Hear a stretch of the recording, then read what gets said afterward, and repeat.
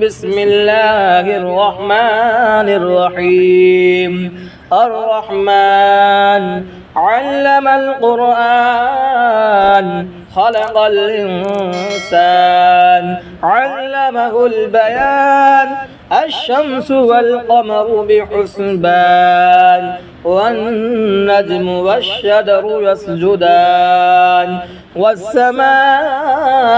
رفعها ووضع الميزان ألا تطغوا في الميزان وأقيموا الوزن بالقسط ولا تخسروا الميزان والأرض وضعها للأنام